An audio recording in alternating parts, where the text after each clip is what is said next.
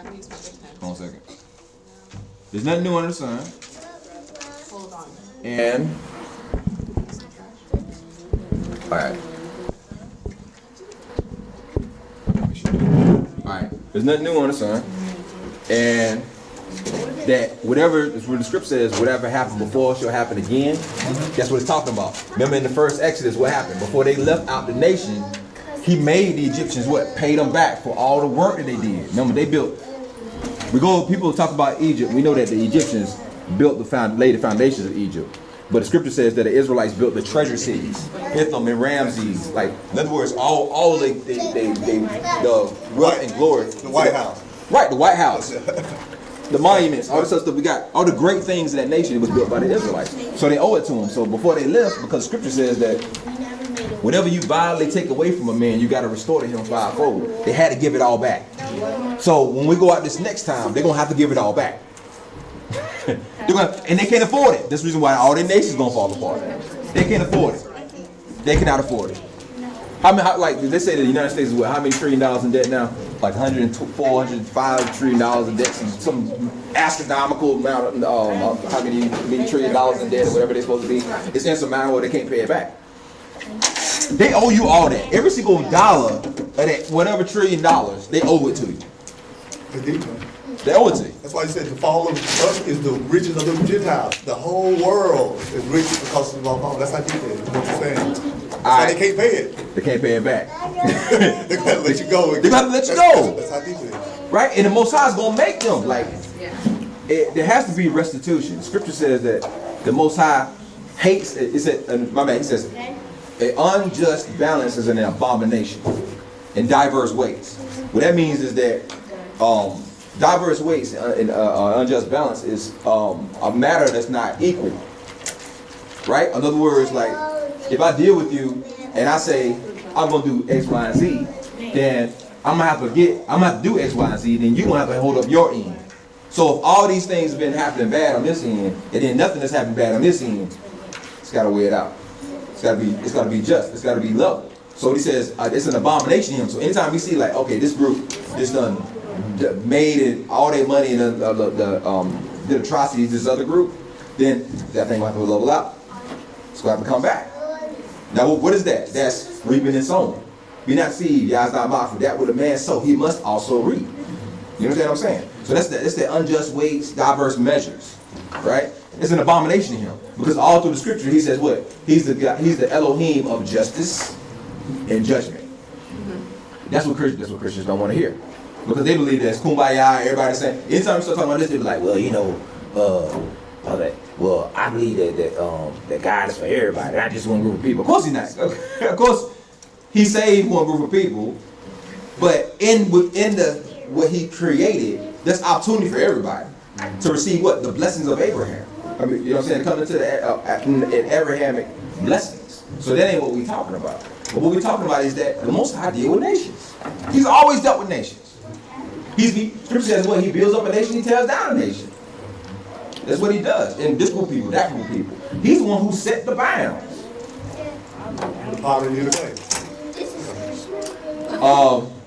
Let me mute this because I ain't got this video set up yet. Alright, so let me give you another example. Hold on. While I'm doing this. Alright, so give you another example.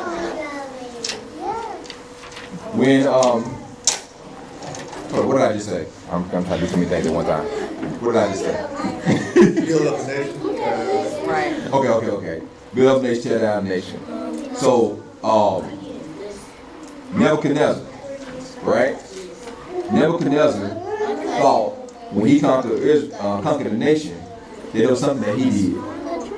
That's what he thought. He thought that it was by his power that he conquered Israel. So what the Most High did was he brought him down to an animal to make him realize that who rules in the earth, and that it was not by his power, but it was the will of the Most High, and that he was basically just used as a whipping stick for the nation. That was it. That was it. It wasn't because he was so strong, so powerful, so great. It was none of those things. is because it was prophesied that because his children were disobedient, that those things would happen to him. That's the only reason why it happened. The only reason why we in this nation is because of the exact same reason. Because it was prophesied that because of our disobedience, that we'll be in this situation. So he would raise up a nation, and that's traditionally, that's what he did with all the nations.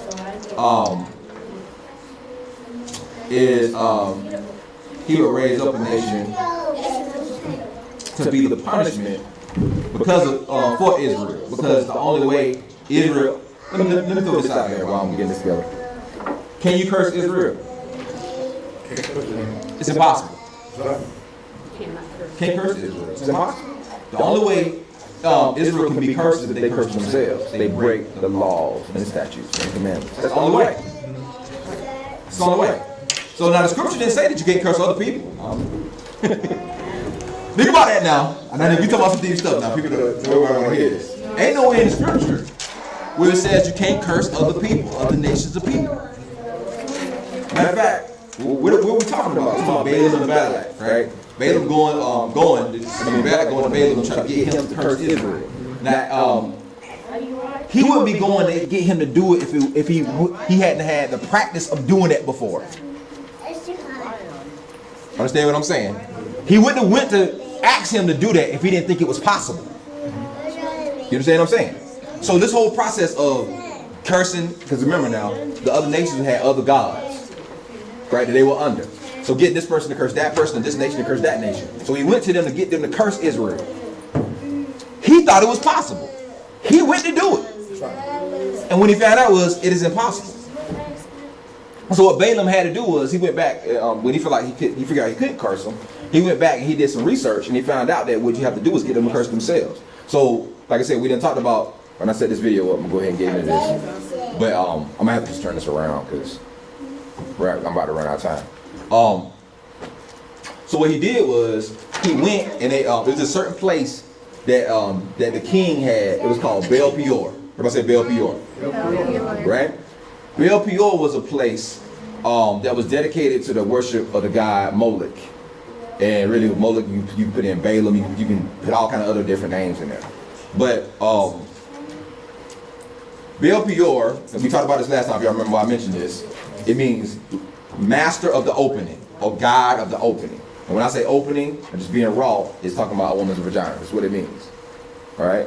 So in that area, all the worship was based around, all pagan worship was based around sex, including Christmas, what we're about to get into. So it was based around sex. So what they did was the women would have these all these rituals, these rituals, these orgy type rituals in front of the children of Israel. So the men wanted to be with the women. So the men left their wives, left their Israelite women, and went and started getting with these women from Baal Peor. And basically committed these abominations to the point that a plague broke out in the nation. Right? And you know the story. It was a brother that the only way it was stopped was say again? Go tell the story, bro. While doing this. Go ahead, tell the story while doing this. Oh, he went out and stabbed. Moses said, "Who's on my side?" Right. He was a Levite. And that's why it says he came on the side and he went out and stabbed even his mother and father, everybody in the camp. Right. And because of that, it said that I will have give you an everlasting peace. Made a covenant with Pinchas that he would be set apart because he did that. Was able to come back and stab everyone with no remorse, kill them all. And what, 20,000 people? 20,000. Because of that, Pinchas has a name with the Most High because he did not even care about his mother and father or whatever. And as you said, it's like the modern day strip club. Right. Where most of us, our men goes out to strip clubs, throw money and stuff, you know? Right. And with that, you know, so that's what it means by the master of the open. And because of that, it would not stop. That's the stronghold that they had on the house of Israel at that time. That's the only way the Balaam understood that Israel could be cursed. So, praise God. And so once he did the stabbing, then the curse stop. First stop. Cease being. You know when I think it was Keithler, when he quoted that, and he said how many people die from fornication. You ever read it in the scripture? Let's put it up. 24,000. That's what he's quoting.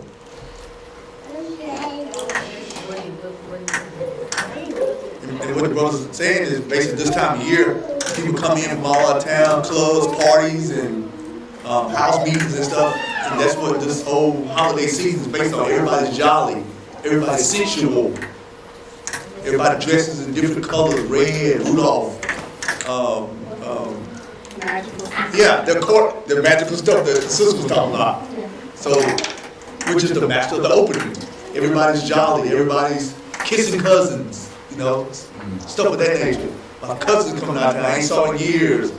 We're having a party, you know, clubs are out opening, big, you know, just, and that's what Pinker's dealt with. It was so strong. Moshe said, whoever, that's how strong it was. Moshe said, step over here. And Pinker stood up and came over. Then he commanded him, go out and slew mother, father, kids, and everyone until the Most High is content, basically. And then he did that, and then it stopped. So, and going back to that, and we, I hope I can pull this up real fast. But I look at that like a cleanup in the city, when drugs get cleaned up in the city, you know? Right. When new cops come to town and all the drug dealers or whatever. Right. And then it just stop. Right. But what happened, man? The feds came through. Right. And then everybody, like, I ain't selling no drugs, man. I'm done, man. Do you know what just happened? Right. People just killed all the drug dealers. Right. Same thing. Right. So, 1 Corinthians, 10th chapter, 6th verse.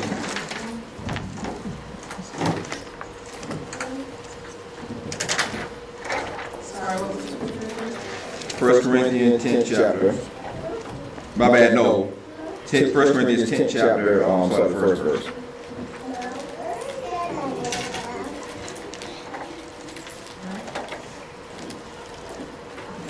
You ready?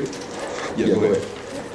Moreover, brethren, I would not that ye should be ignorant how that all of our fathers were under the cloud and all passed through the sea, and were all baptized into Moshe in the cloud and in the sea, and did all eat the same spiritual meat. Hold a second. They all eat the what? Same spiritual meat. Now he's talking about our fathers. And he said, that, of course, our fathers, we all ate the same spiritual meat. But also remember now, it was a mixed multitude, right? So the mixed multitude also ate the same spiritual meat, followed the same law. Everybody caught that? All right, let's keep going. And did all drink the same spiritual drink. For they drank of that spiritual rock that followed them, and that rock was Mashiach. So again, we see in this whole context, we think of the Old Testament, New Testament, all that nonsense. We see showing and telling you that was Mashiach that was following them. Now, we remember we went through the whole teaching about the hand of Yah, the arm of Yah, and we went through the whole, and then we just Malak, Yahuwah, that the angel of Yah that followed them. We did the precept that back, and we found out it was Mashiach. That's what he's telling them. That's what he's telling them. All right, let's keep going. But with many of them, Elohim was not well pleased, for they were overthrown in the wilderness. And these things were all examples to the intent we should not lust after evil things as they also lusted. Neither you be idolaters, as were some of them, as it is written, the people sat down to eat and drink and rolled up to play. That's a good point right there. Right, right. And think about this, the people that sat down to feast, sit down to eat, drink, rise, and play. That's what we have when we come down to the feast days. Remember, the word feast, we get the word festival or holiday. Those are the things, the times when you gather together. It's a gathering. Right, got me? Even our days, our holy days, they are gatherings. That's why it's called the assemblies. When you see the term assembly, it's in Corinthians 2. It's just to the assemblies of the Israelites. You recorded that scripture that Paul wrote. But that you research that word assembly, you go back to the feast day. The days that we all come together. We come together on the Shabbat. We come together on the feast days. What we do, we fellowship, we break bread, we eat. So their holidays, the pagan holidays, are the same thing. They worship their God. And when they come together, they assemble, they eat, and they fellowship. Everybody got me? Keep going. Neither let us commit fornication, as some of them committed, and fell in one day 3,000 20,000. You see that right there? 23,000. So, 23,000 of them died from having intercourse with those women who are participating in Bel Peor. 23,000 of them. So like now, this is why you got to study the whole book. When I was a kid, people be in church and they're like, oh, it's about fornication. They're like, well, you better, if you committed fornication once, then you been in hell forever. And they quote the scripture. They don't even know. They had no idea what it's even talking about. Right? What it's talking about is, remember, this is the reason why when you study the word fornication, you're gonna see that it has connotations to worshiping other gods. Now, why is that? Why was the word porneia that you see there in Greek be tied to the worship of other gods? Because all of their gods had to do with sex. Because they all go back to Nimrod. Okay? And that's the reason why on those holidays are the number one days we up. Am I lying? that's right. Am I lying? I wait till somebody stop. You don't want to be alone for the holidays, right? Right, because it's assembly. You're assembling yourself together. Just think about it. Ain't tomorrow gonna be your family, but you think about it, you're gonna have holiday parties, right? Even if you gonna have your own like family get together, everybody chill, whatever. Office parties, people get sloppy drunk. People prepare ahead of time in the year to be able to look up during that time. Yes.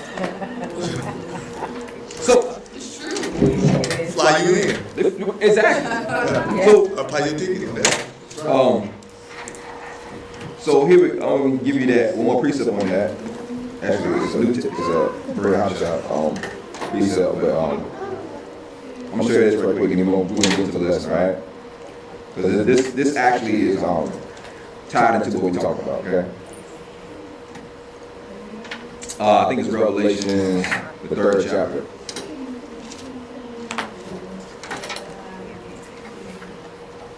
Revelation. 3rd chapter.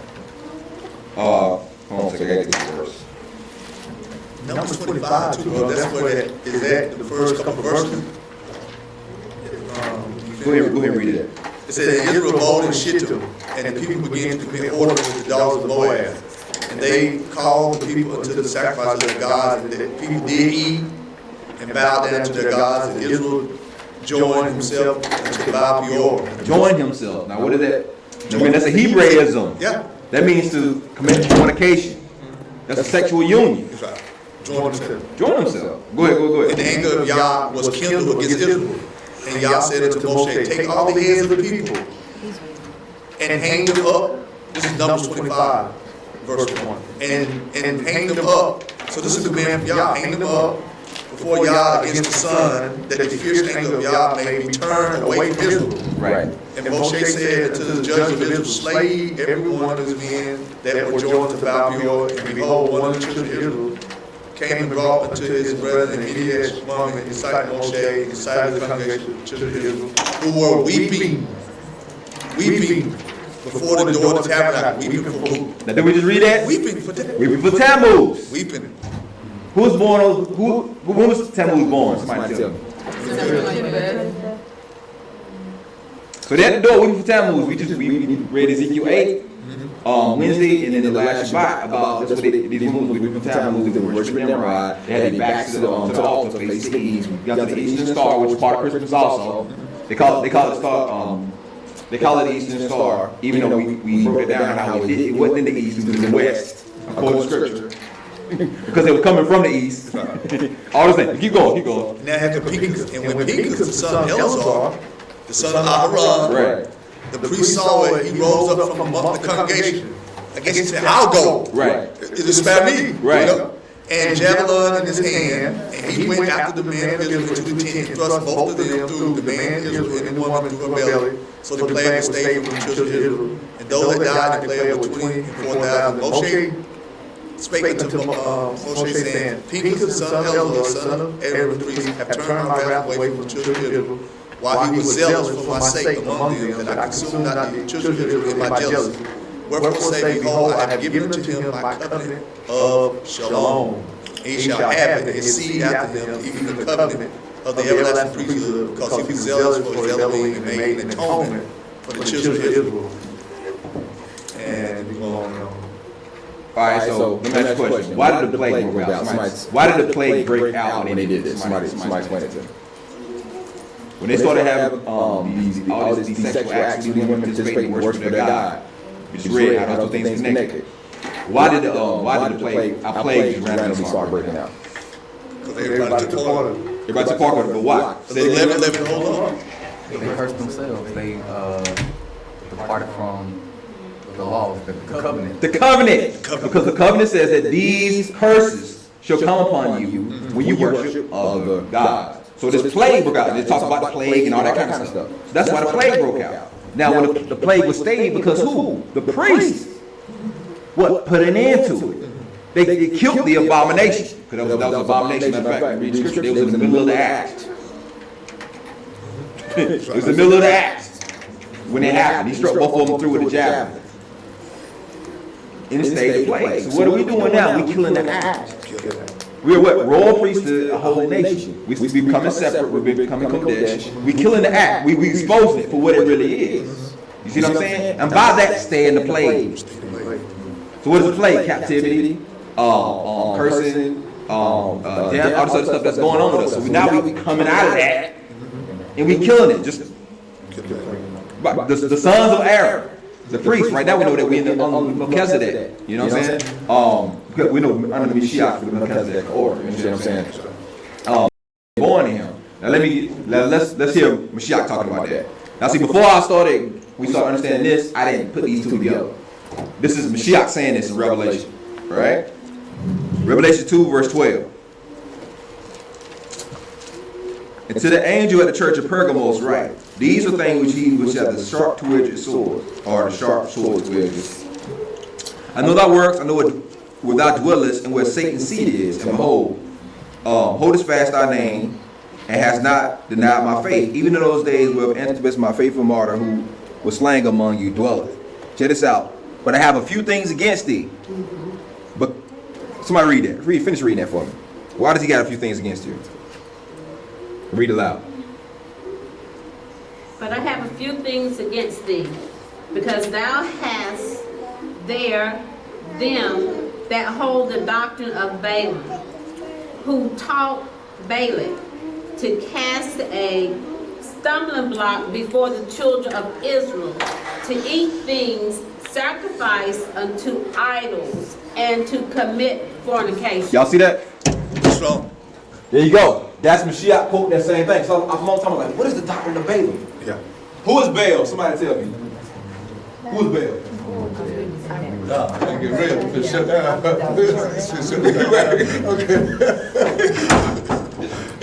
It's Nimrod, right? That's right. Baal is Nimrod. Baal means Lord. Baal is just a title. That's why you see all these other places that Baal this, Baal that, Baal, right? Baal is the sun god. So that would be equivalent to, in today's world, we got to go too deep to it, but who we call Jesus Christ. He was born on the 25th, December 25th. He looks like a Gentile. Right. He's totally against the Torah. Because what was Nimrod? Nimrod was on Sunday. That's right. He would celebrate Easter in his name. right. So he is the beast. Easter is his wife, right? Easter is his wife, yeah. Easter is his wife. Ishtar is his wife. Yeah. We celebrate that. Just a different We celebrate name. his son. He had a son. We have a celebration for him. Oh, this is Baal. That's right. Lord, the master. He's the Lord of my life. They love to say that. Or the Give elder. honor unto Jesus Christ. He's okay. That's why I don't use the name Jesus. I don't like using Christ or Jesus anymore. Yeah. But you see what I'm saying? So what we're seeing is, he said that these people have taught them the ways of Balak. See, remember now, the way he got them, he presented this in front of them. So they could emulate it. And then they started emulating it. And all of that, I mean, even reading the script. So it wasn't just them having sexual relations, they also were eating things. So it was a feast, and there was more than likely pork, some type of abominable meat. So these two things, it was a feast, it was a gathering, there was sexual relations. You got me. That was the context, and all this was in worship of Balaam, who again, Baal is just a title. It means Lord. Scripture call him the Lord of this world, or the God of this world, right? So anyway, so we got that context. I just want to show y'all that before we get into this. I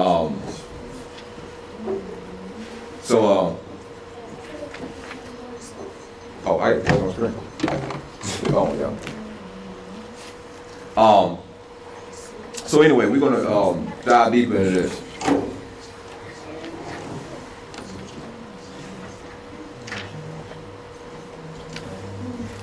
So, can most people see this? Ah, shit, I changed it. I gotta change the look. Hold on one second, y'all.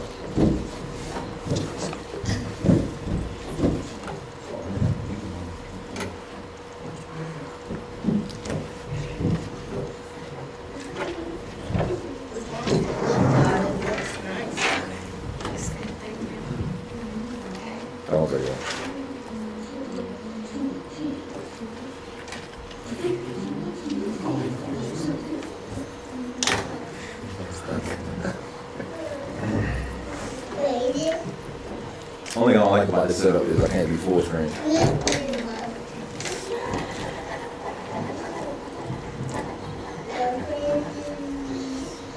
Alright. Let's get it in. Alright. Y'all, can most people see this? Okay. Alright. So remember, that's the whole teaching. We talking about Egypt began with ships. We talking about Constantine, right? And how Constantine, his vision was the cross. I'm just recapping this real fast. The cross, the original term for the cross wasn't the cross, it was called the Cairo. Cairo is the city in Egypt. And we talked about what he saw this vision, which was a cross and the sun. And he talked about how, like, we related that, we precept all that. We can't rehash all that because we'll never finish this. So y'all get a chance to just watch the first video, and then get some, I got all the context with that. We're going to speed this up. We got to get to a point today. So yeah, I guess I'll just give 1 second.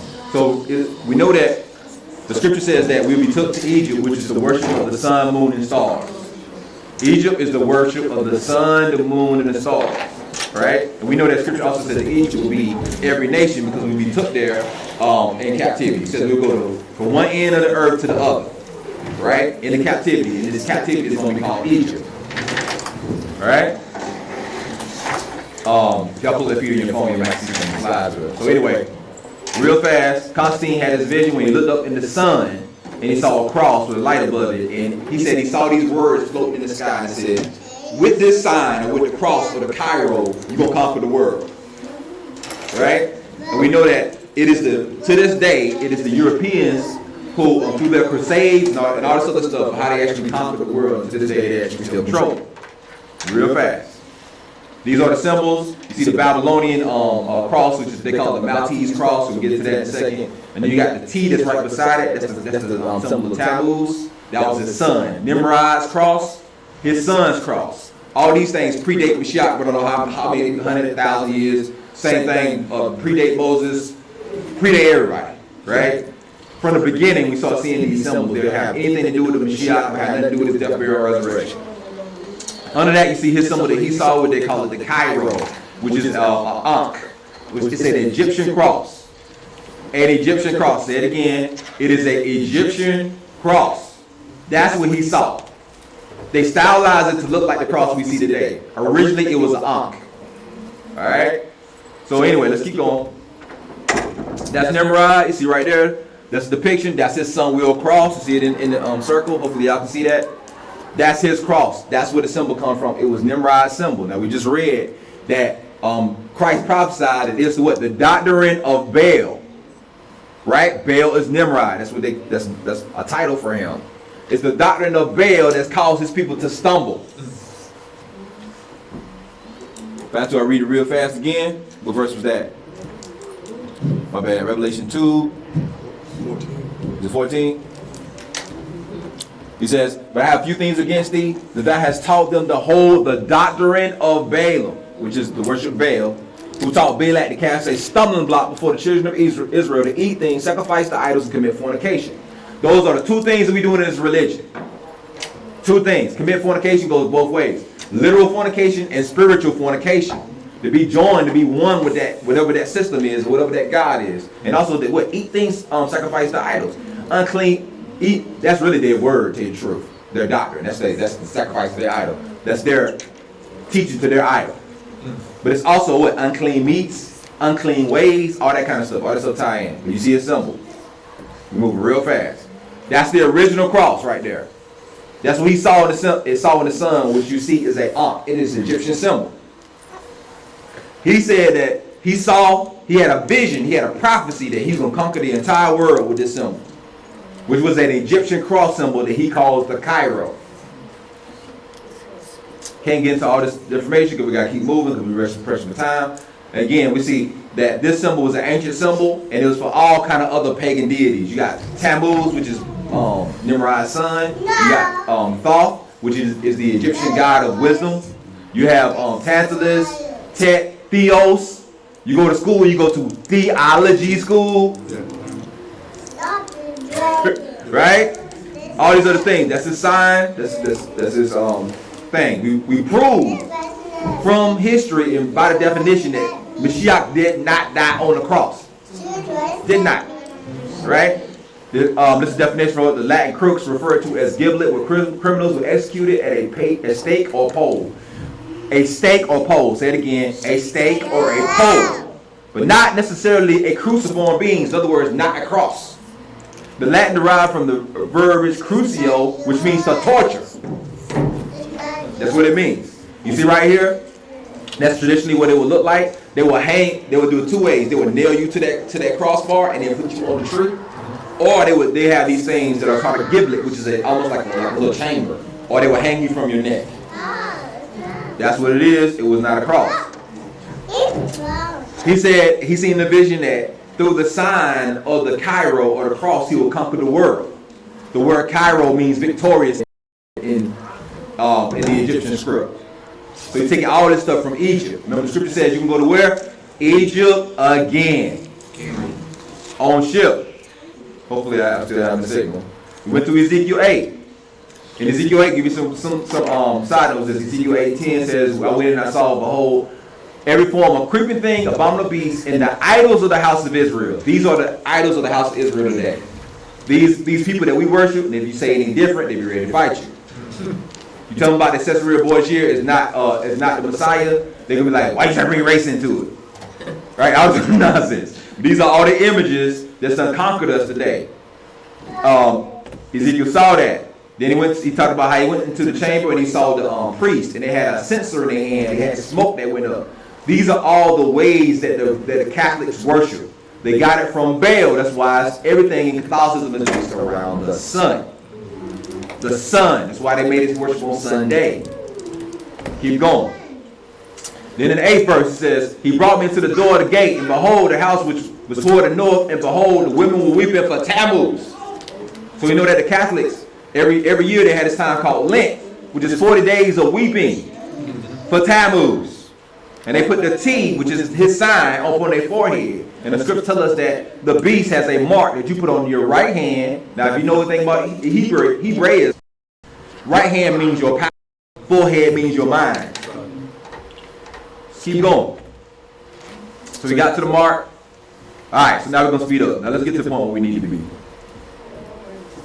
I'm going to roll through this real fast. We went through the quotes for the World Council of Churches. Did we talk about that?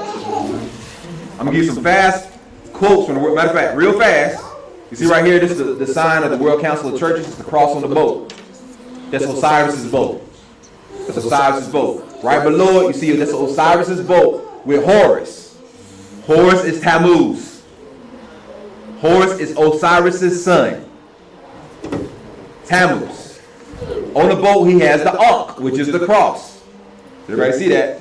That's what Constantine saw. That's by his own words. That's what he saw in the sun. Anyway, that's their symbol. The World Council of Churches. The World Council of Churches is the highest order outside of the Catholic Church.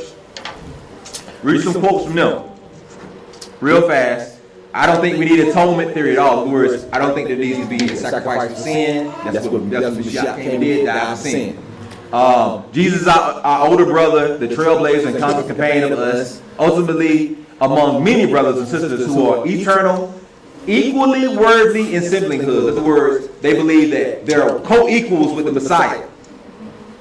My bowels is Buddhist, my heart is a Buddhist heart, my right brain is a Confucian brain, and my left brain is a Christian brain. These are all quotes from people that said the World Council of Churches. I'm going to give you some big time ones. Y'all ready? Jane Safar, a self-avowed lesbian. Say what? In the World Council of Churches, she's one of the speakers. At the World Council of Churches, she is a lesbian. She's about to give you the lowdown. Y'all ready? A self-avowed lesbian, a clergywoman in the Presbyterian Church of the USA, claimed that her theology, check this out, is first of all informed by making love with Cooney, her lesbian partner. So they go in there and have gay sex, and that's how she gets inspiration from her theology. Here we go. Judy Westorf, a United Methodist clergywoman from Minnesota, told the workshop that check this out, that the church has always been blessed by gays, lesbians, witches, and shamans. Gays, lesbians, witches, and shamans. Do you know the quote? In the seminar, they actually had this seminar at the World Council of Churches on the reimagining of sexuality in the family. Lesbian theologian Mary Hunt said, imagine sex among friends as a norm. Imagine valuing sexual interaction in terms of whether and how it fosters relationship, friendship, and pleasure. Pleasure is our birthright, of which you've been robbed in the religious patriarchy. In other words, the people that wrote the scripture tried to rob us of our sexual pleasure to be able to have, gay sex, multiple partners, all that kind of stuff. So they're trying to bring that back. Now remember, what is the doctrine of Balaam? To eat things, sacrifice idols, and what? Commit fornication. Keep going. We tie that into Egypt, because remember it's spiritual Egypt, right?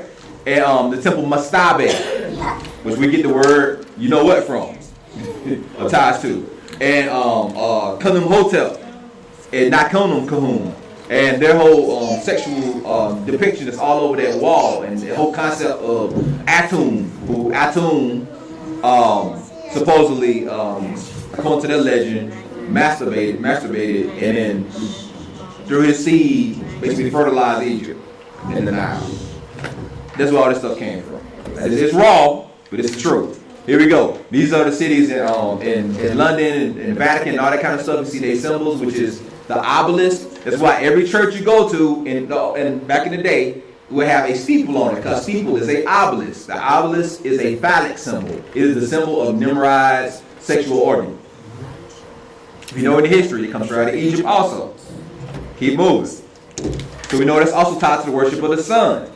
There you go. You got to worship the sun in Egypt. You got to worship the sun in Rome. Then you got to worship the sun in the church.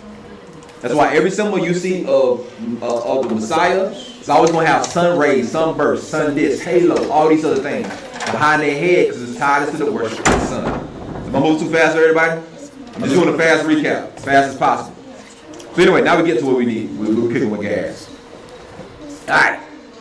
So, and these also, this symbol from Babylon, see the crescent moon and the star, which is also the sun. That's your Islam. Same thing right here in Egypt. You got the crescent moon and the sun. Crescent moon and the sun. Crescent moon and the sun. Crescent moon and the sun. Why is it always the crescent moon and the sun? That's the sun and the moon. Scripture says to what?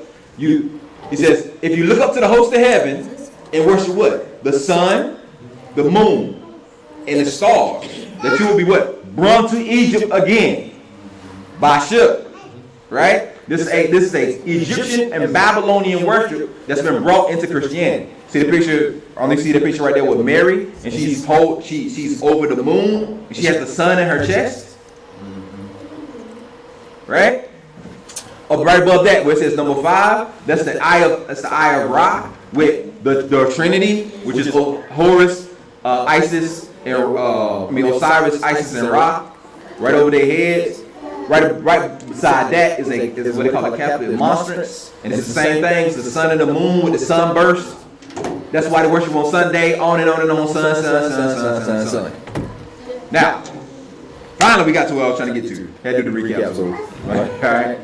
So somebody tell me, what is this a picture of? Santa Claus. Krampus and Santa Claus. So, why do they worship Tammuz around this time of year? Why does Christmas happen around this time of year? When he was born, it's also, check this out, I mean, I just know exactly, now I gotta paraphrase this. But it's, the winter time is when, it's supposed to be tied into the death and rebirth of the sun. Winter solstice, the death and rebirth of the sun. Okay, don't worry about that, that's issue. The death and the rebirth of the sun. So remember, it was Osiris that died, and according to the Egyptian thing, it was actually tied back to Nimrod, the original. It's Osiris that dies, but they claim that he's rebirthed through his son, even though he's still in the underworld. His son then marries his mom. Right? So anyway, now let's go ahead and dig into today's lesson on this. So again, Scripture says you're going to be brought to Egypt again with ships, right? Constantine said he saw a cross in the sun, right? So we just talked about December 25th, the death and resurrection of the sun, the tie into it with Nimrod and the cross. And now we have the number one commercial holiday in the world. And also the most quote-unquote important holiday in Christian. Is that arguable to anybody? In general, if you go to somebody, we all been there at one point in time, come to us and say, well, what is the most important holiday? They're going to say the birth of the Messiah, which they believe is Christmas, right? So it's interesting that this is, and again, I got this picture right here to show you this associated with that and the cross. By the way, beside him, that's Krampus. We talked about last week about the elves. About the elves. An elf is a demon. That's what an elf is, right? So Santa always has elves. So why does Santa have demons? Why are there demons with Santa? Somebody asked me that. Santa is a demon himself. Go ahead. He needs workers. He can't do it all by himself. Right, just like Satan. Right. How's the time? Right. How's the time to be in one place at one time? He has his army. People, we were taught in that church that Satan everywhere. Like, he down the street, he over here, he over there, he over there, over there. No, man. He can only be one place at one time. Right? He got billions, maybe trillions of demons. They all over the place doing everything. He has a very meticulously set up hierarchy, and it is organized. So he sends spirits here and there. That's why you get familiar spirits. He would assign a spirit to your house. Go ahead. Are all these demons called angels? No, some of them are demons, some of them are called angels. Say again? Are demons just like, were they always here? Demons or disembodied. Say again? Is it a disembodied spirit? It's a disembodied spirit, not a human spirit. Now, remember when we talked about the flood? Okay, remember when we talked about the Nephilim? Okay, so a demon is basically this is a long teaching. We don't have time to get into this too deep, but before the flood, man came down, fallen angels came down and manipulated mankind, manipulated everything, manipulated animals, man, everything. Matter of fact, Scripture says all flesh was corrupt. So everything was corrupt. So that when it says all flesh, that would include not only man but also beasts. So they had all these creations and that manipulated mankind. That's why the flood came. So these things were neither man nor angel. So is that why Sam is like half goat, half human? A lot of times you see that, yeah, like these what they call satyrs, these hybrids. But some of them have maybe female and male orientation, but they weren't humans. They weren't like mankind. So when a man dies, his spirit goes to the lower parts of the earth. The angels cannot die. You see what I'm saying? So whatever these things was in between, they wasn't a man and they wasn't an angel. So when they spirits, what they did, they roamed. Right? So that's the difference between that and then a fallen angel. Because a fallen angel is it's a power. But the angels are powers. So there are powers who have basically switched sides. They They were once with y'all, but then they turned and followed God's sign. right. But Scripture says that the calling is without repentance. So even though they've fallen, they still have places. They still in their places. So some of them are locked up now because he did lock up some of them. And that's the difference. some of the fallen angels are either locked up or they in the head or they still in the powers, and then the demons are just roaming. Right? Matter of fact, it's coming a time when the ones that's locked down will be released.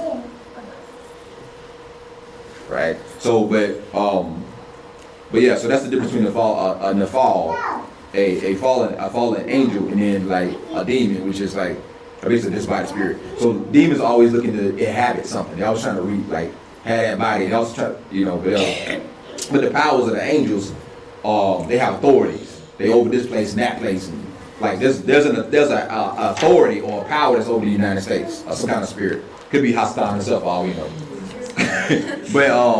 But yeah, so they know. Matter of fact, Constantine is one of them. He's an angel, but he's not. He's demonic, but he's not a demon. You know what I'm saying? So that's the difference. So, oh man, I lost my place. You gotta be kidding me. All right, hold on a second, y'all. That's the only thing I don't like about doing this, because it's doing it with slides and it brings me all the way back. So I better not do that no more. So anyway.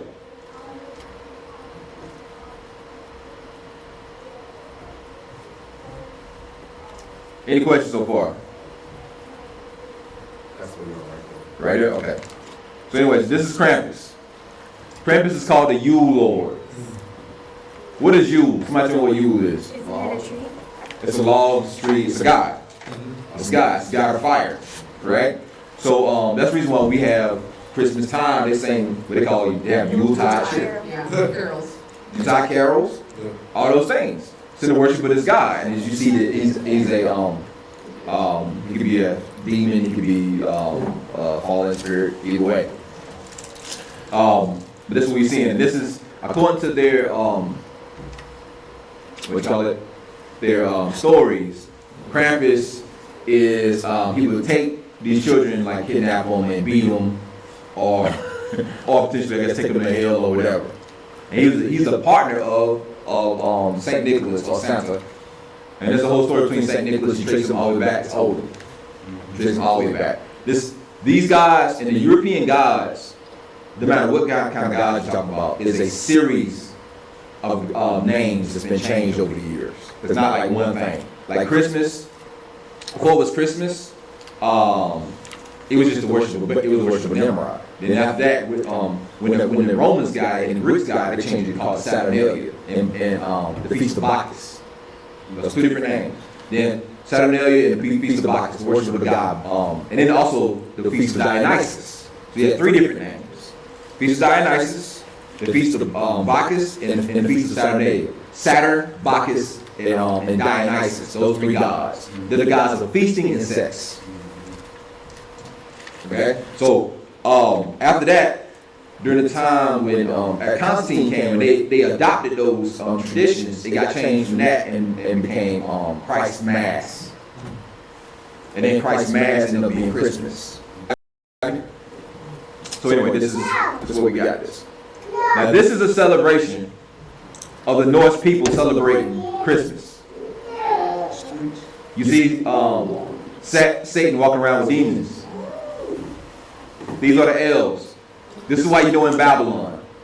Anytime you talk to somebody about celebrating quote unquote Christmas, they're gonna tell you it's what? It's for the who? It's for the children. For the children. So that's the reason why they rebranded these demons as being these friendly elves. Right, they got me?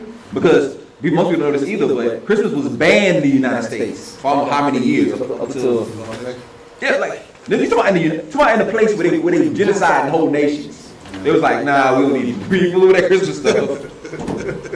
And then they rebranded it. They use Coca-Cola to bring down Santa Claus. To sell Santa Claus. Yeah, that's how we get the Santa Claus that we have now. Right. Now we're about to get deep. Now we talked about the worship of Baal, which is Baal Peor, right? Now, what would they do to the children when they worship Baal? They sacrifice them. Say this for everybody online, everybody that's on the feed. They sacrifice the children. They will burn the children alive. They send them through the fire. That's what you're doing. That's what you're doing. When you allow your children and you don't teach them the difference, go ahead. Doesn't the Pope dress like that? The Pope does dress like that. That's what that's the kid. Go back to Catholicism. Got to say something else? Yeah, because this girl, she was talking about how, everyone thinks that the Pope is a good guy, but Right. he's the one that, like, initiates all these child sacrifices. and Yeah, everything. in molestations. The fire. Mind. In the mind. Yeah. Because you're gonna lose them, right? Because once you train that child to do these things, it's embedded in them. So it takes Yah to even take it away from them. Because this becomes part of they think about presents, they think about gifts, all these good things been tied to them. They rebranded it for these children. But so now these parents who can save their children from the fire by being like, hey, this ain't right. This is not what we're gonna do. But they'll say, no, this is for the kids, and then they sacrificing their children to Balaam. They passing them through the fire. So, and again, like this is this is the original celebration before it came to America, right? Santa walking around with the Krampuses or the demons that got rebranded to be elves. And these are some more of those photos. As you can see right here, is this something that you want your children involved in? And if because they rebrand everything. It's out there, that you would. If the kids saw that, Right. So, and then, again, and then this is the picture. See, this is Santa Claus, and like we've seen it. They're like, oh, that's the devil. Santa Claus and the devil together. Why would Santa Claus and the devil be together? If it's about the birth of the Mashiach, let's think about this. If it's about the birth of the Mashiach, why would he walk around with Satan? Satan chilling. He's like, oh, they go to children. Let's get the children. Think about how ludicrous this stuff is. See the picture? This is an old school picture. Just the little white girl. Notice why, and that's the next thing we're going. I'm leading up to something. Notice how Krampus is black in this photo. Think about that. We're about to get to that.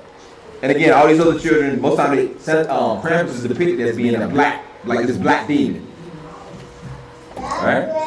So anyway, I'm gonna give you some of these is from some other countries. Remember that this came from European.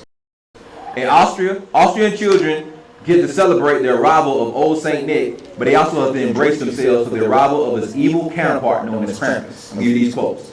Now in the Czech Republic, Saint Nick is known as Svatý Mikuláš, who is to climb down to the earth from the heavens using a golden rope.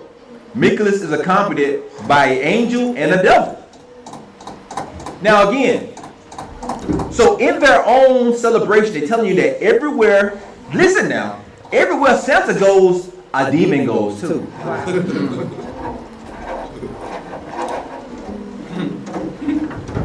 That's what he joined to. This is the celebration. Everywhere Santa goes, a demon comes with him.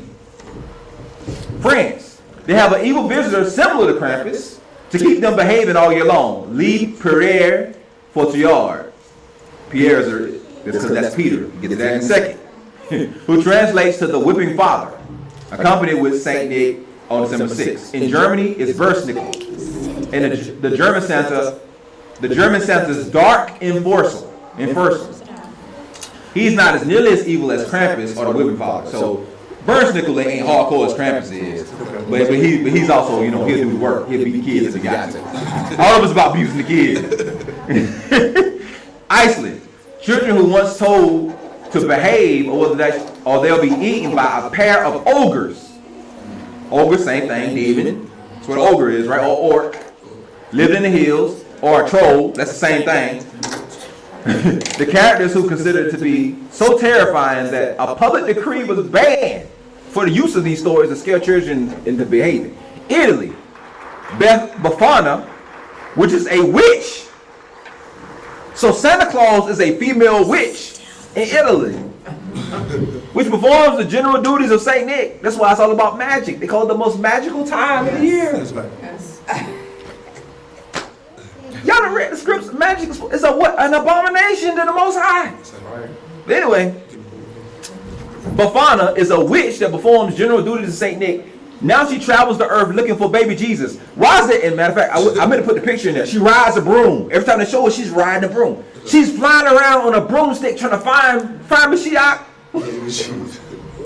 Listen to how. Go ahead. Just the idea of Santa Claus, like the song Santa Claus is coming to town, watching children while they sleep, breaking into your house in the middle of the night, leaving strange gifts, like under.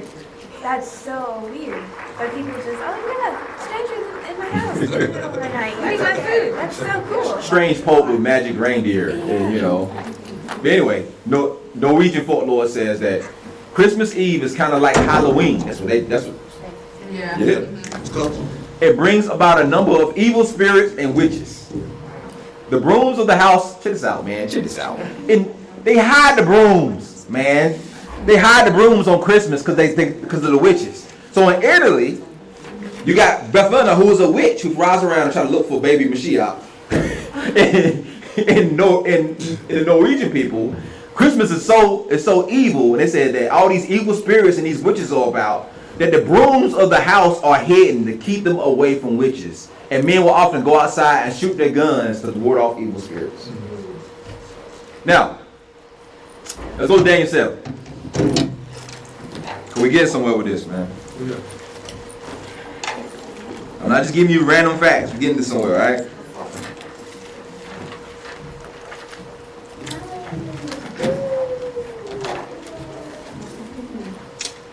I'm going to go ahead and read. In the first year of Belshazzar, king of Babylon, Daniel had a dream. So Constantine had a vision. Daniel also had a vision. All right, I'll wait till y'all get there. I'm sorry. Daniel 7. Yes, ma'am. Daniel 7, verse 1. Now remember now, like I just showed you, cross, Christmas, all these things. Matter of fact, like we talked about, the word Christmas means Christ's dismissal. For anybody that thinks Christmas means something really nice. So even in the word, it means the dismissal of Christ. But anyway, 7:1. In the first year of Belshazzar, king of Babylon, Daniel had a dream and vision on his head upon his bed. He wrote them and told them some of the matters. Daniel spoke and said, I saw the vision by night, and behold, the four winds of the heaven strode upon the great sea. And four beasts came up of the sea, diverse from one from another, meaning they're not the same. These are different kingdoms, right? The first is like a lion. It had the eagle's wings. And I'm just going for time break it down. That's Babylon. And now behold, the wings until the wings are plucked off, or plucked. And it was lifted up from the earth and made to stand upon his feet as a man, and a man's heart was given unto it. And behold, a second beast, like unto a bear. That's Persia. Because he has another vision and they break this down. I'm just save the time. Another beast, a second, like to a bear, and it raised up on one side, and it had 3 ribs in its mouth. Who could tell me why it had 3 ribs in its mouth? The kings. There was three kings that the Medes and Persians uprooted to get their kingdom. So those are the 3 ribs in his mouth. In the mouth, and it was between his teeth, and he said, thus shall they arise and devour much flesh. If you know anything about the Medes and Persian Empire, they went bad as Rome, but it was something serious. After this, I behold like a leopard.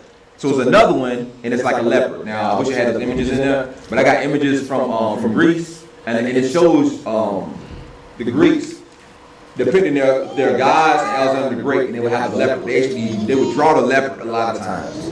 The reason why the Most High he sees him as the leopard is because Alexander the Great had the fastest rise of any ruler in the history of mankind.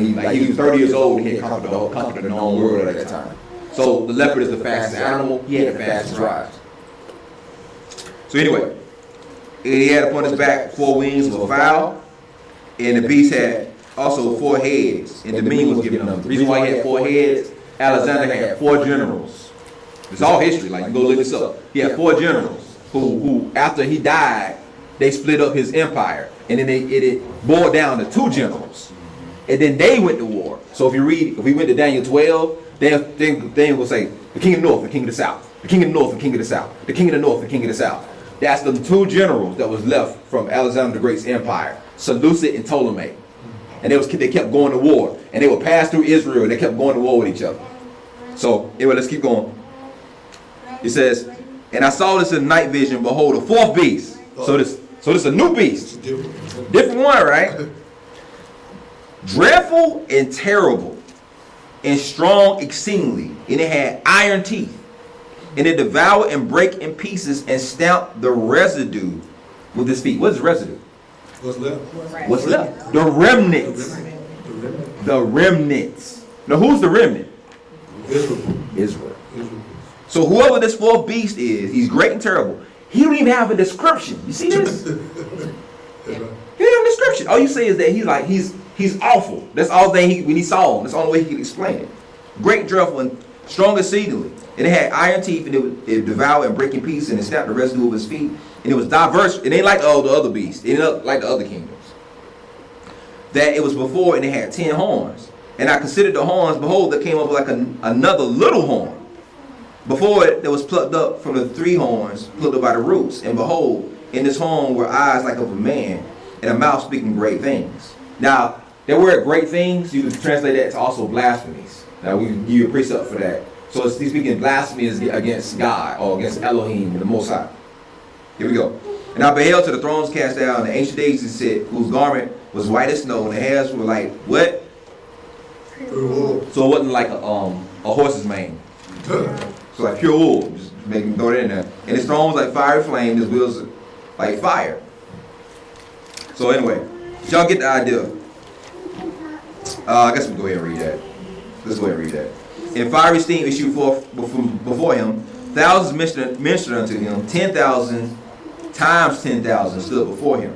The judgment was set and the books were opened. So what you're seeing is that after this fourth beast, all of a sudden you see in the Ancient of Days. You understand what I'm saying? So got to come in. You got to come in. Because the last beast is so terrible that he's coming to correct it. He's coming to stomp out or destroy the fourth kingdom. If you ever study the book of Ezra called it the eagle with 4 heads, a 4-headed eagle. 3-headed or 4-headed eagle. I think it's 3-headed or 4-headed. Anyway, but each head represents Europe, really. Going from Edom all the way down to modern day Europe. But we ain't getting into that all right now. Anyway, what verse I was in, y'all? 11? Yeah. And I beheld, because of the voice of the great words and the horn, which the horn spake, and I beheld until the beast was slain, and his body was destroyed and given to the burning flame. Now, if I had time, we can preset that with Revelation. Remember, Revelation says what the beast and the false prophet was what? Thrown into the lake of fire. That's what he's talking about. So the beast in the lake of fire is tied to the fourth kingdom. So people are looking for another kingdom. It's already here. It's now. Right? So anyway, what verse am I at now? 12. And concerning the rest of the beasts, they had their dominion taken away, yet they what? So they wasn't destroyed. There was people that was there from them nations, from Babylon, from basically Iran, that's Persia, from even Greece. So, but this last kingdom, whoever the rulership of it, they're gonna be destroyed. But the ones that predated them, they still around. They just ain't ruling at this time. They ain't ruling the world at this time. You understand what I'm saying? Like, here we go. What's it verse? Give me a verse. I'm sorry. 13. I saw in the night vision, behold, one like the who? Came with the clouds of heaven in the Ancient of Days. And they brought him before him. And they was given him dominion and glory and a kingdom that all nations, languages, should serve him. So who are the nations' languages? Those are other nations, the other beasts who's still there, right? They weren't destroyed. Cap's gonna tell you that they all gonna be destroyed. They all gonna be like whatever. He's telling you that they still gonna be there. They ain't gonna have a dominion though. Why are they not gonna have dominion? Because Israel is ruled with under Mashiach. All right. And it was given him dominion, glory, kingdom, and all people, nations, languages serve him. His dominion is an everlasting dominion, which shall not pass away, in the kingdom which shall not be destroyed. So, skip down 17 verse. The 16th verse. And one came near to me that stood by and asked of all the truth of this. So he told me and made me know the interpretation of the things. The great beasts are four kings, right? Which shall rise out of the earth. But the who? But the who? Saints of the Most High. Say y'all like y'all mean that. But the who? Saints of the Most High. Shall do what? Take the kingdom and forever, Even forever. and ever. The saints of the kingdom. Now, church want to make you think that saints mean anybody all over the world. No, the saints. Say it again. That's holy, set apart. The set apart people. They're gonna take the kingdom. Take it who? Take it back from the fourth beast. So that's where we at. So now going back to what we about to talk about in a second. This is why they hate you so much. They know you next. You know, like you playing basketball, and you got a person. And they know that they understand the covenant. And they, they realize what's happening. Understand. Exactly. So going back to that, so we just read it, the ancient days, Mashiach, and all this other stuff. But then he goes and says, the saints of the kingdom. The saints take the kingdom, they rule it, and it's an everlasting dominion. So that's what they worried about. 19th verse. Then I know the truth. Then I will know the truth of the fourth beast, which diverse from all the others, exceeding dreadful, whose teeth are like iron, and the nails of brass, which devour, break in pieces, and snap residue with his feet. So let's keep going. 20th verse. Then the 10 horns that were in his head, which came up before whom 3 fell, even from that horn which had eyes and mouth that spake very great things, whose looks were more stout than his fellows. And beheld, the same horn made what? Made war with the saints. So that's what we're seeing, which we're about to show you next. That's the fourth beast that make war with the saints. I went out? Don't say.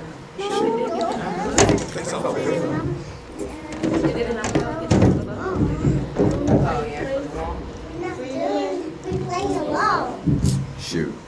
Yeah, it's in the envelope, man. Hold on a second, y'all. Yeah, just check it. Sorry, one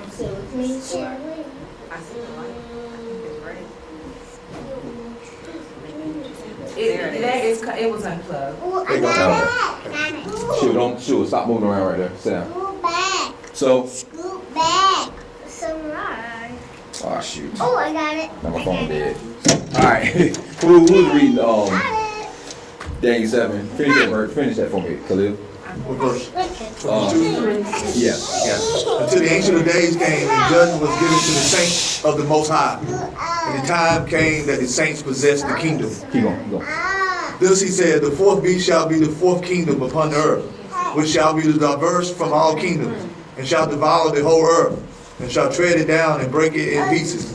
And the 10 horns out of this kingdom are 10 kings that shall arise. Alright, hold on 1 second. So this kingdom, this last kingdom, they're not going to just tread down the known world. They're going to tread down the whole earth. The whole earth. The whole earth. Now, who's the power that rules the whole earth now? Catholic Church, who was in league with what? The Romans. They all in league. The Europeans. And anyway, let's keep going. And another shall arise after them, and he shall be diverse from the first, and he shall subdue 3 kings. 25. And he shall speak great words against the Most High, and shall wear out the saints of the Most High, and think to change times and laws. Gonna see to change what? Times. Seasons. He gonna wear out the fourth beast is gonna wear out the saints. Now I'm gonna give you. I wish my phone wasn't dead because I'm gonna give you the precept for that. That precept for the word saints means Israel. It don't mean everybody. It means Israel and people that's with Israel. Israel and their companions. That's what it means. It don't mean anybody else, right? It don't mean the other nations. So what it says, he's wearing out the saints. Matter of fact, think about that. When he wrote that, that's all, again. Anyway, when he says wearing out the saints, so he's killing the saints. He's stamping the remnant with his feet, destroying them. Then he's gonna do what? Seek to change times and laws. Now, what are the times? The feast days, and the Shabbat. We look in the scripture. We say what are the times? Says these are the set times, the appointed times. Sabbath and the feast days. So he's gonna change that. Had those things had they been changed yet by anybody? Yes. Who they changed by? Constantine. Roman Church. Constantine, right? Roman Church, the one who saw the sun Son. That's right. and the cross, right? And then he says, He's going to so that's the times, and he says he's also going to change what? Laws. Now, again, when you're looking at this from a Christian aspect, you're never going to understand what it's saying. That's right. You're never going to understand this. Because long time ago, or even back in the day, we was in that building. I look at this like time, laws, where they changing the whole, women to marry women and men marry men. Yeah. They changing the laws. Speed limit and stuff. All this other weird stuff they changing. Yeah. Men can, marry, say, transsexuals. You look at that kind of stuff. That's right. But this is written to the Hebrews. When you said laws, you're not talking about other people's laws. Matter of fact, he's talking about certain people now that's being weared out and being stamped down and being killed. He's changing their laws. What are their laws? Torah. The Torah. He's going to change the Torah. He's going to change the days. He's going to change the feast days. He's going to change the Sabbath. He's going to change the law. Won't they wear you out? And they're going to wear you out. They'll wear you out. All right, so now I got to speed up. Everybody got me. I want to get that precept. So the fourth beast is going to change he's going to change the laws. He's going to change the Torah. He's going to change the days that everybody worship.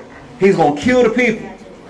Right? And after when his dominion is taken away, the saints going to possess it. They're going to take it. Now let's make a move. All right? Hopefully. Are you kidding me, man? Why did they do that? Hold on a second, y'all.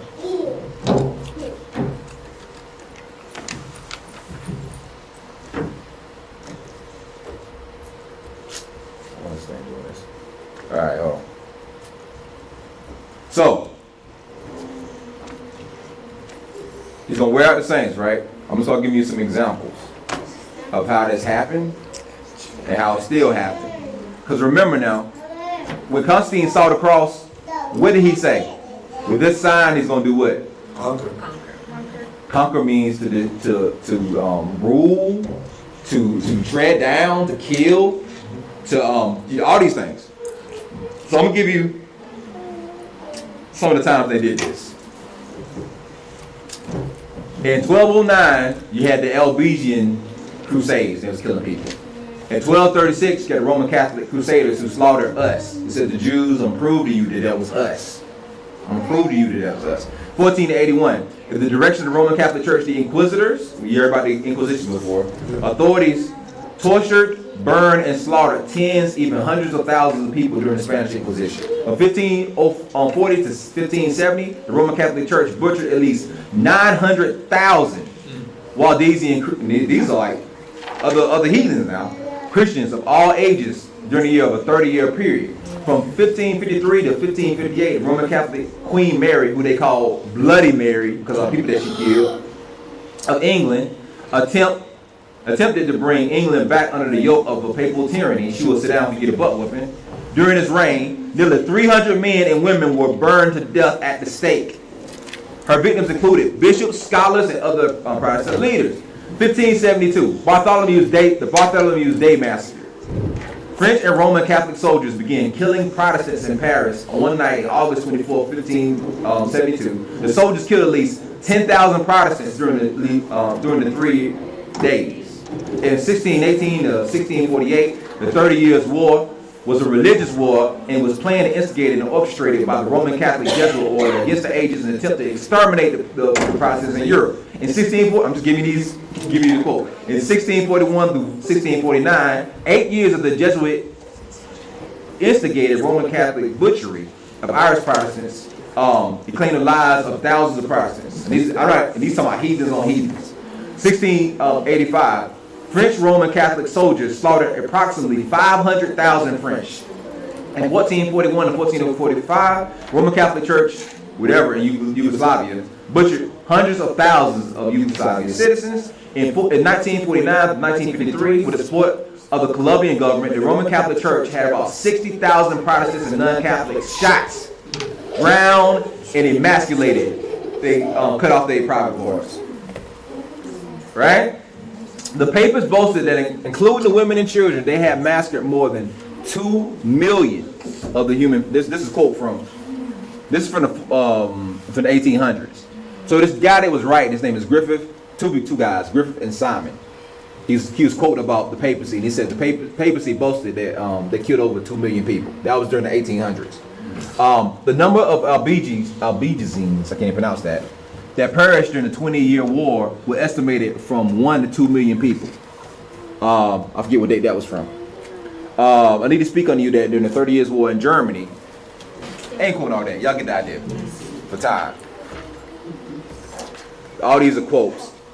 These are the numbers. 6,000 at one point in time, 50,000 another time, 4,000 another time, 100,000 another time, 2,000 another time, 700,000 another time, 20,000 another time, 100,000 another time, 1,700 another time, another 10,000, another 100,000, another 800,000, another 300,000. Murders after murders after murders after murders after murders after murders after murders. Tread down the residue. Conquer. In this sign, you will conquer. Right? So let's get to these Inquisitions, wrap this up. So, who is this guy right here? Santa Claus / the Pope. Right? And who is he with? Krampus. That looks like Black. a Oh, black no. Black Pete. That was. He hanging out with little Black Pete. Who was Black Pete? Oh, it's supposed to be Peter. His name is Black Pete. His name is Black Pete. Who's Black Pete? Why is he hanging with Santa Claus with a big cross on his head and his forehead? Why is it? Let's find out who Black Pete is. Little Bo Peep. So why are people in Great Britain dressing up like Black people? What's going on? It looks hilarious, don't it? Lord. What is this? Why they got on blackface? I wonder what. Blackface. Oh, well, what? Is that not like the little statues that was put in the yard, the little black A statues? little young lawn jockey. That's what it looked like. So What you call it, lawn what? a lawn jockey. You know the lawn jockey. So what's going on with this? Why is the white person in blackface? Why are they hanging with the Pope who was Santa Claus? Why are all these white people in blackface? It don't really make sense. Now you got a black person in blackface with a bonnet on. Why they got a bonnet and hoop earrings on? What is that about? Get to it in a second. The byword and proverb. Well, there go your byword and your proverb, but why are they blackface, red lips? What's going on? Then there's minstrel shows up. Here we go. Now we're gonna get to the meat of this. In the Netherlands, check this out. Christmas traditions are also told in a lot of controversy as their version of Santa. Saint Nicholas, who was accompanied by a one-time slave,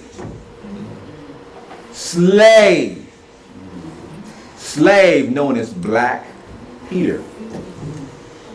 So Black Peter eventually was like turning into Santa Claus, Krampus. He became a demon. Run around Santa Claus. Remember we showed them pictures of Krampus? He always depicted as this black, like demon. Run around Santa Claus. He was a slave. Check this out. These days, the Dutch tried to play down their racism of the matter by claiming that Black Peter's cartoonish appearance is a result of going down dirty chimneys. How come Santa Claus isn't dirty either? Exactly, he's supposed to go down. Sit the slave down. I got you. See, he said the slave down. All the time, he's no longer referred to. God, even if they're lazy, even if their magic powers are still lazy. Why he's a slave for? But he's referred to as a helper. Now he's referred to as a quote helper. The naughty man in blackface is a mischievous character who may kidnap naughty children and whisk them away to check this out. Listen what I'm about to tell you. He whisks them away to his home in Spain. Spain and Portugal. Why is he taking them to Spain and Portugal? I'll give you this again. In the folklore of the Low Countries, the character appeared in the 1850 book Amsterdam school teacher Jan Schernakerman or whatever, is commonly depicted as a blackamoor, as a Moor from Spain, who's called Black Peter. Traditionally, Swart Pete is said to be because he is a Moor from Spain. This is another quote. Why is he from Spain? They were slaves in Spain. Hold on to it. We get there. Who's portraying Swartz Pete or Swartz Pete? Swartz means black, by the way. Getting that too. Typically put on blackface makeup, a colorful Renaissance attire. In addition to curly wigs, red lipstick, earrings, in recent years, the character has become the subject of controversy. Now I'm gonna show you, these are crests from Spain and Portugal. These are the royal families. What do they have on? Hoop earrings and like crowns or some headbands. I can show you some other ones where they have bonnets on. These are the royal families in Spain, Portugal, and Germany. Let's go back to Black Peter. Alright, so they call him Black Peter. Right? I put that too early. But anyway, we're going back to that. So right here, you can't really see this, but this is one of the German royal crests. On the bottom, it says Schwarzkopf. Schwarzkopf. Have you ever heard of the name Schwarzkopf before? General Norman Schwarzkopf back in the day? That's one of the royal families in Germany. Let's go back. So the word Kopf is really, Kopf is cop, right? Cop came from the word Jacques, which is James or Jacob. James or Jacob or Jacques, right? Which went from Giacapo to Giacapo to Iacapo. A cop, Schwarzkopf. Now, Schwarz means black. So, Schwarzkopf means Black Jacob. Who's Jacob? Israel. All right. See right here. These are the German, British, and English crests. Why do they have black people on them? Explain it to you. Right. Here we go. Now, as you see right here, they're supposed to be like one of the Inquisitions. Can't really believe all that. See these white people beheading all these blacks who are supposed to be the saints.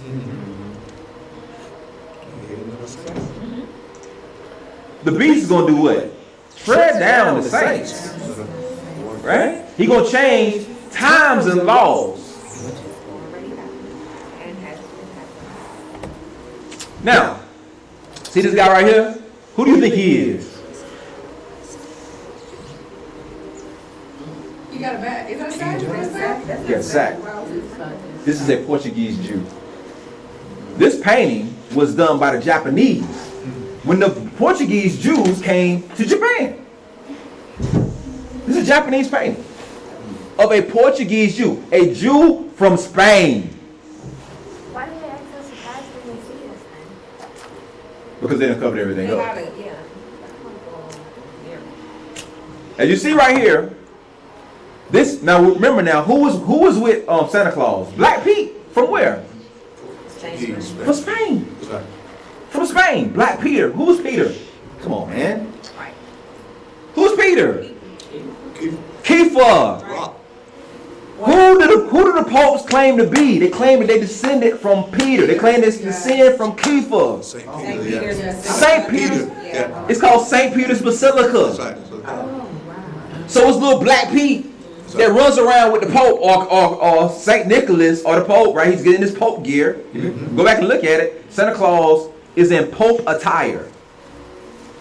He's in the Pope attire, but he runs around with Black Peter,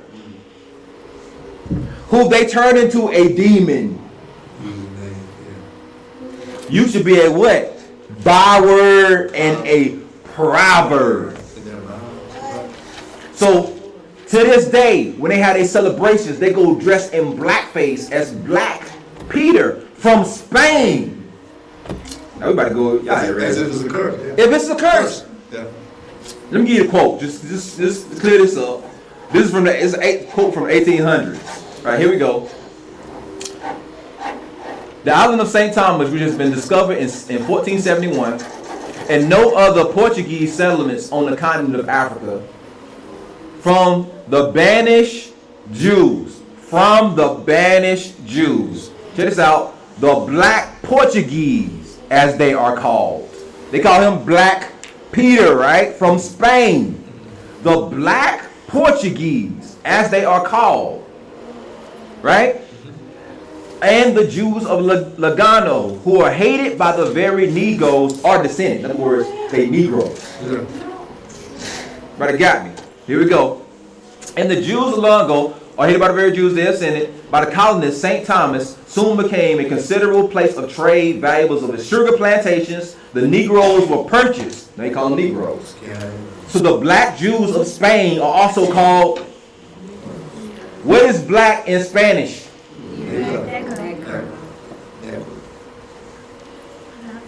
Black Peter. Give me some images of those black Jews in Portugal. Remember, Black Peter, he kidnaps them and takes them to Spain. Why is he taking them to Spain, man? This is from the Alhambra in Spain. These are black Jews. Black Peter. Right here is from Lisbon in Portugal. These are the black people who ruled Portugal before the Europeans took it over. I got a question. Go ahead. So what, okay, they turn Black Pete into a demon or whatever. He's Right. running around with Krampus, Santa. Right. So like, what is the meaning behind that? To state that they are changing, like I don't understand. Like I want you to break that down. Well, it's pretty simple. First is prophecy, right? The scripture says that you're going to be what? A proverb and a byword. So we're seeing that not only do they, first of all, the whole minstrel show and all that kind of stuff. Mockery, but like, what would be the reason why? That's just the fullness of the reason to just No. mock? Well, we haven't gotten to that part of that too, which we're about to get into. But no, you good. But part of it is, of course, it's full of prophecy. It's a it's a byword and a proverb. Also, because when we looking into this, what we're showing you is again, Constantine's first vision is that he's going to conquer the world with his vision. We are now trapped in that faith and participating in this particular religion, or not religion, but this holiday, which is actually, well, I'm giving you this element of it, I'm trying to show you that this also is connected with our slavery. Because Black Pete was a slave from Spain, right? Which the people that were the blacks from Spain were the black Portuguese, were the Jews, right? So it's tying you right back to that. So you're being conquered because the whole concept is Santa Claus is going around, but his slave is doing the work, so he's still conquered. And we're conquered in this faith and in this religion, or in this practice, which is actually tied back to worshiping another God. You understand what I'm saying? And the scripture says we will forever be conquered as long as we're doing that. You see what I'm saying? But the scripture says what? That the beast, we've tied into, which is Rome, which also is the Vatican, would tread down the saints. So this is how he tread down the saints, through the doctrine of Balaam. You see what I'm saying? He's getting you to participate in Christmas. He's getting you to participate in Easter. He's getting you to participate in all these. That's how he turned them into. Right. False idolatry. Well, he turned you into a demon just from the power, because he's made you a byword in the earth. You see what I'm saying? But that don't necessarily tie into it. But what ties to with him being a slave. You see what I'm saying? So he's conquered him, and they're conquering you by the same way Balaam conquered you, which is what? Presenting you another form of worship, and you participating in it. And as long as you participate in it, the curse is going to be poured upon you. You see what I'm saying? So let's going back to this about coming out of this, right? Coming out of that system and not being conquered by that demon. It really is a demon. It's Satan, right? So anyway, still come more pictures. We're gonna get into some quotes. That's another picture the Japanese had of the Portuguese Jews of Spain. Spain and Portugal. They were first kicked out of Spain, and they came to Portugal. But those like next door neighbors. So anyway, the Jews, the Portuguese Jews, are also called the Jews of Spain. All right, so let's get into it. This is the last quote. We'll wrap it up today. So this is, you see right here at the top, it says the Jews of Moors and in Spain. So going back to the whole concept of this being the fourth beast, right? We in the fourth beast, we in the system of the beast, we in the worship of the beast, and how the beast is going to tread down and kill the saints, right? And the only way we're going to be able to overcome this, and Scripture talking about how the saints take the kingdom by force. Before they can take the kingdom by force, they first have to separate themselves from it. Right? Because they got to be holy before they can enter into the kingdom. Holy means what? Right? So here we know that some of our people, even during this time in the 14 and 1300s, they didn't all, even though they knew who they were, they weren't necessarily practicing or following the scripts the way they should have. Like some of us were Talmudic, some of us doing all kind of other stuff, right? And so that's another reason why curses were brought out even during that time. But I'm gonna give you this quote. Here we go. With the appearance of opposition, this is during the Inquisitions, by the way, right? Many accepted baptism, but not enough to please the king, to wreak vengeance on them by thwarting his wishes. He revoked this edict. This is talking about the Spanish Jews, Black Peter from Spain, Portuguese Jews, right? He revoked this edict, seized all who had not yet fled, and sold them as slaves. So the Portuguese Jews and the Jews in Spain were took to West Africa, just like the ones that was already in West Africa, and sold as slaves. That's what we're talking about. But Israel was not yet forsaken. Italy, which had become the seat of the European learning, had become very prosperous through commercial, industrial zeal of Spanish Jews, to whom the prophet refuge. Also in Turkey, bade the Portuguese fugitives a hearty welcome. What Spain and Portugal rejected, they knew how to value. Some of the popes, blah, blah, blah, blah. Get to a point, get to the next quote. That's kind of filling in. Here we go. Christianity had to remain once it succeeded in getting all their children to his power and to the Christian faith. He gave secret repetition and atrocious crimes of having all the children under 14 years of age, check this out, seized from their mother's bosom and their father's arms, dispersed through the kingdom to be what? Brought up as Christians. So we're talking about during the Inquisition. Now when it says Christians and baptized, it don't mean all kind of baptism. It's talking about sprinkling, becoming a Catholic. That's what it's talking about submersion, not other stuff. That's why it's talking about. Anyway, so they was kidnapped and dispersed through the kingdom to be baptized and brought up as Christians. The secret became known. Portugal again re-echoed the wails of the stricken ones. Talking about the Portuguese Jews. Frantic mothers threw their children into the deep wells of the rivers. Mothers were known to take their babies and from their breasts and tear them limb from limb, rather than have them resign them to Christians. They would rather know that their bodies of their children were in the grave and release their spirits into heaven than have them adopt a faith into which Satan has sent their friends. Like I gotta continue that quote. But if you get the context, what they were saying was, during the time of the expulsions of the Hebrews from Spain and Portugal, right? That's the reason why right now we're not even tied to that. You think Spanish person, you think a Spaniard. You don't think about none of us, right? Yeah. Right? But we were the people that was there. But we got kicked out of there and brung to West Africa also, right? And when they did, they gave them a choice. They said, you become a Christian, or you're gonna be a slave, or you're gonna die. Right? Tread down. So to the certain women, it's like instead of them doing that, I'd rather kill my child than them go through that. Right? Here we go. Piercing streaks of anguish filled the land. Childless and brokenhearted, they are now sought to leave the land. But they were told that they had forfeited their right, and they had given the choice between baptism and slavery. Thousands after enduring all they did, having leaving their beloved Spain. Remember Black Pete of Spain, right? Okay? All of their wealth, their ease, submitted to baptism now in the hope of being reunited with their children. Thousands were what? Slaves. Yet prior to them being sold, they were submitted to tortures, cruelties. Now, what is torture? We studied, let's precept that from what we read. Yeah. That means cross, right? Mm-hmm. That means cross, right? Tortures, cruelties, outrages, too revolting, too repulsive, too heartrending to be narrated. Terror seized upon the native Portuguese Jews when they helplessly beheld the cruelties to which their Spanish brethren were subjected. They knew themselves could not escape the wrath of the church much longer.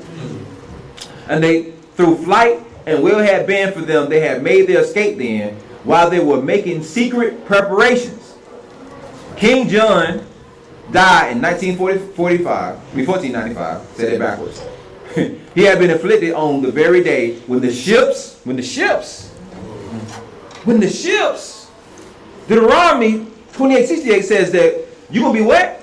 Egypt again. With what? Ships. And it says that your children are going to be what? Sold and given to what? As bondmen and women to another people, right?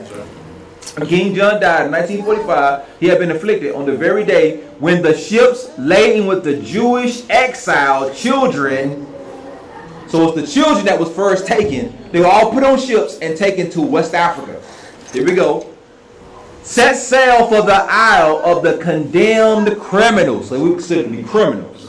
Check this out. With the strange, painful Madeleine, whatever that means, and had lingered ever since. Here we go now. Now part of this will get cut off because I had to make the screenshots. Was colonized by the Portuguese condemned criminals to fare there as best as they could. So these children was taken from, sold as slaves, taken from their parents. This happened twice. First, children was taken, they were sold as slaves. Later on, the parents were taken, they were sold as slaves. But anyway, read again. Was colonized by the Portuguese condemned criminals to fare as best way they could. Those between 10 and 14 years was sold as what? Then indeed the cup of their affliction was full to the brim. And there was a stern truth which Linnell uttered when he said, the Jews have experienced fully the unequaled skill of the church in the administering of pain. These are the Inquisitions. Now every time you see a picture of the Inquisition, you see white folks in the torture chambers and all kind of other stuff. It was the Portuguese Hebrews. Here we go. Cast themselves at the feet of the tyrants, pitifully begged to be taken with their babes. They were heartlessly thrust aside. Hundreds of mothers, mad with despair, ran behind the ships as they carried off the idols of their heart, in other words, their children, and perished in the waves. The stern fortitude which expelled the people, which had born so many, in other words, just while I keep going, the mothers was trying to run after to get their children. They was dying, they was drowning. All right? Creaking awoke again simultaneously with the awakening of his greed. Check this out. This is another quote from the same thing, right? He issued an edict which threw even that of Torquemada into the shade. All Jewish children below the age of 14 years of age were torn from their parents' arms, dragged into the church, baptized. Those under the years of 3 years of age were given to Christians to receive a Christian education, or in other words, to be raised as slaves. To be raised as slaves. Those between 3 and 10 years of age were put on board of a ship and conveyed to the newly discovered unwholesome island of St. Thomas, West Africa, called Islas Perdidas, in other words, the island of perdition, or the island of destruction, which was colonized by the Portuguese condemned criminals. In other words, the other Portuguese Jews. Those between 10 and 14 years of age was sold as slaves. Like, sold as slaves, sold as slaves, sold as slaves, sold as slaves, sold as slaves. Now, have y'all seen any picture of white slaves in West Africa? No. Ever. Here we go. Then indeed the cup of their affliction was to the, there you go again, filled to the brim. That's that whole quote of that, what we just read. So again, I had to get through all that, try to get to a point. In this sign, you will conquer. Right? It was the sign of the cross. So we're recapping all this, and this is the end of this teaching. We're going to move on to something else next time. It is Constantine's vision that has us in captivity to this day. We're Black Peter running around with Santa Claus. The slave that's being put to work. We are worshiping Baal in our homes and in our hearts and in our minds. We are committing fornication and we're perishing by the thousands. Right? Why? Because this sign has been embedded in our right hand and in our foreheads. The mark, which we went back to, that the cross is also the tithe, the mark. You understand what I'm saying? It's in our hearts and in our minds. The end. Right? It's the end. It was the end of our people. Now we need to be the rebirth or the beginning, going back. We need to go back to the what? Aleph. the Elohim or the Elohim, Leader. the leader, the most high, the most supreme. Right? The resurrection and the life. Right?